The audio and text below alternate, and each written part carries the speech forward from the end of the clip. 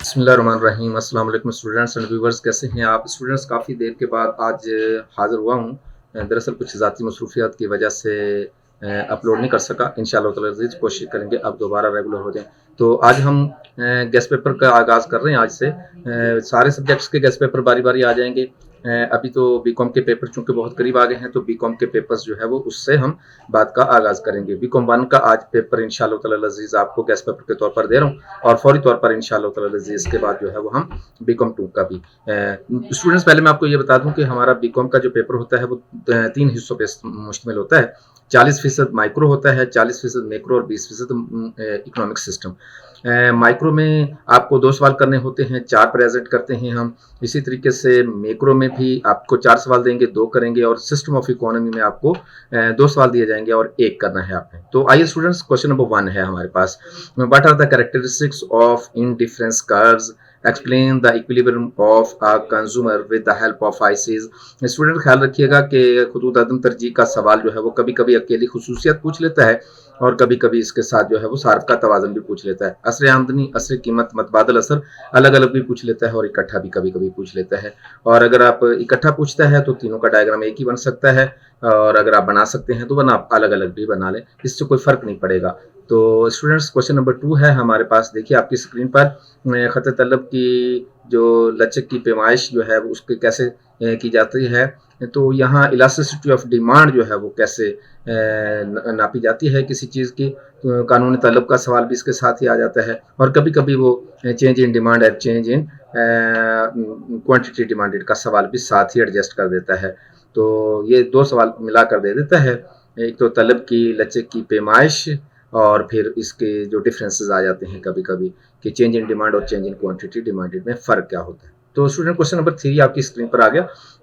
कानून तकलील अफादा मुख्ततिम, और इसके साथ पार्ट बी बनाकर दे देता है कानून मुसावी अफादा मुख्ततिम का डिमिनिशिंग मार्जिनल यूटिलिटी और इक्वल मार्जिनल यूटिलिटी। तो स्टूडेंट्स ख्याल रखिएगा कि आपका ये जो खत तलब का पीछे सवाल गुजरा है और फिर हमारे पास ये जो मार्जिन, ये बहुत इंपॉर्टेंट क्वेश्चंस हैं। ये पहले 3 सवाल जो है वो बहुत ज़्यादा ज़रूरी है।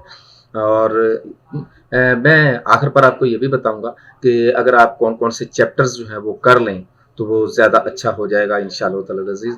तो ठीक है स्टूडेंट, क्वेश्चन नंबर 4 पर आ गए हम। क्वेश्चन नंबर 4 में आपको अजारादारी के तहत भी और मुकम्मल मुकाबला के तहत भी फ़र्म का तवाज़ुन पूछता है। और अजारादारी के तहत पूछे या मुकम्मल मुकाबला के तहत पूछे, अरसा तवील में पूछ सकता है, अरसा कलील में पूछ सकता है। तो under perfect competition monopolistic system, तो किसी सूरत में भी आपसे ये सवाल किया जा सकता है। तो स्टूडेंट ख्याल रखिएगा कि ये सवाल भी कभी वो मिस नहीं करता, हमेशा आता ही है। तो हमारी बदकिस्मती ये है कि हम आमतौर पर ये सवाल छोड़ देते हैं, तो छोड़ना नहीं आपने ये सवाल। और ये तमाम डायग्राम्स मेरी मौजूद हैं जी, ये जितने भी मैंने आपको सवाल दिए हैं सारे के सारे मेरे चैनल पर मौजूद हैं, काइंडली वहाँ से तैयारी करेंगे आप।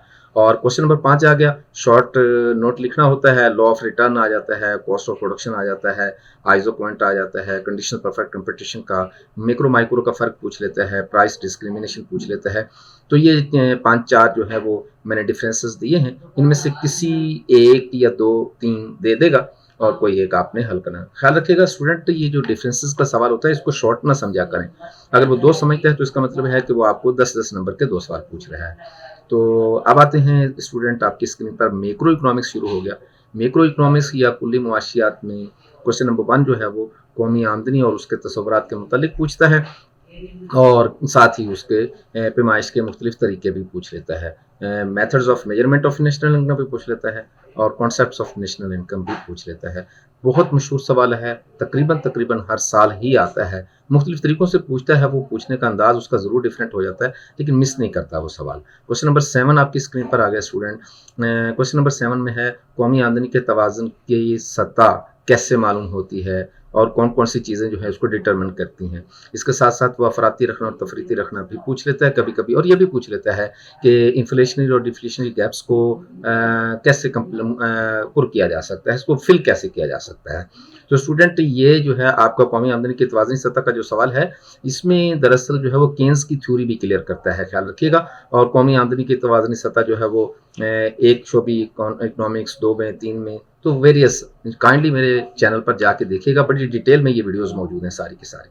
क्वेश्चन नंबर 8 जो है तफाले सर्फ और तफाले बचत दोनों में से किसी एक को पूछेगा, और तफाले सर्फ पूछेगा या तफाले बचत पूछेगा। दोनों की सूरत में एपीसी, एमपीसी, एपीएस, एमपीएस पूछता है, कभी कभी फैक्टर भी पूछ लेता है।